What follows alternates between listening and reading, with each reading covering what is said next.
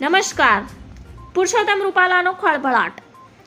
ભાજપના મધ્યસ્થ કાર્યાલય પાસે બ્રિજની નીચે પુરુષોત્તમ રૂપાલાના પોસ્ટર લગાવવામાં આવ્યા હતા. જોકે તેના પર અજાણ્યા વ્યક્તિ દ્વારા શાહી ફેંકાયાના પોલીસે તપાસ હાથ ધરી છે.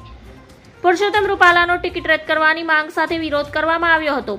શહેરના વુલન મિલ વિસ્તારમાં ભાજપની સભાના કાર્યક્રમોનું આયોજન કરાયું હતું. જોકે સભા શરૂ થાય તે પહેલા જ ક્ષત્રિય સમાજની બહેનો દ્વારા કાર્યક્રમમાં ગોઠવાયેલી ખુરશીઓ ઊંધી કરી દેવામાં આવી હતી.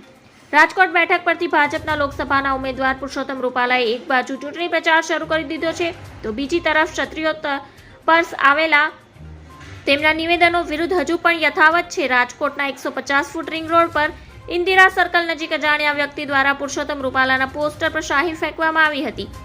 આ દરમિયાન રામ મોકરિયા, મોહન કુંડારિયા તથા શહેર પ્રમુખ મુકેશ દોશી, મેયર નયનાબેન પેઢરિયા અને ભરત બોધરા સહિતના નેતાઓ હાજર રહ્યા હતા. પુરુષોત્તમ રૂપાલાએ 5 કિલોમીટર સુધીની પદયાત્રા કરી હતી અને ઢોલ નગારાના તાલે જય શ્રી રામના નારા લગાવવામાં આવ્યા હતા. ધન્યવાદ. જય હિન્દ.